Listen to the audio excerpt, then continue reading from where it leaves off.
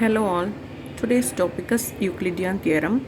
Euclidean theorem is simply a finding of GCD of two numbers. Okay. In cryptography, we cannot use a normal GCD finding method that we used in a max.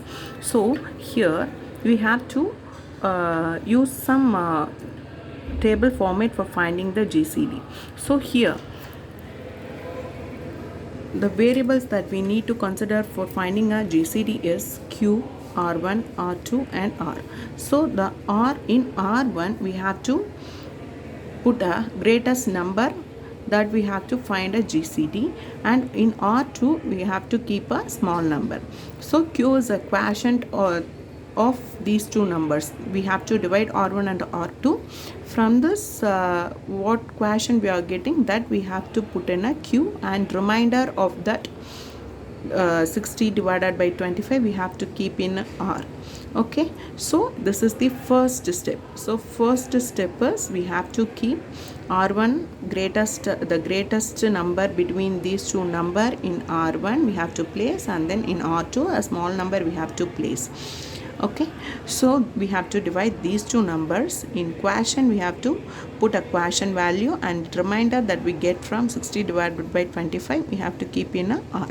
The second step is we have to shift the values. The second step is we have to shift the value. So the value that is present in R2 should be moved to the R1, and the value that is present in R should be moved to the R2. Okay, so in again we have to do the division. 25 by 10. So here 60 divided by 25 we have to do. In the second step 25 divided by 10 we have to do. So 25 divided by 10 two times will do. 2 is a quotient and 5 is the remainder.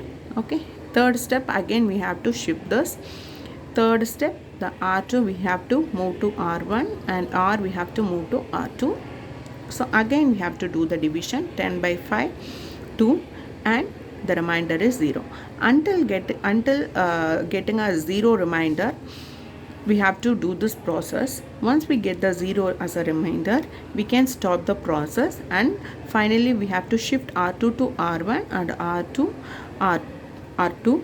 So the value that is coming under the R1 is our GCD.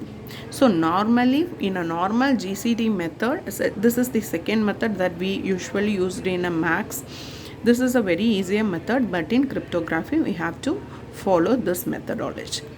Okay, so this is the homework problem. Kindly solve this. Bye.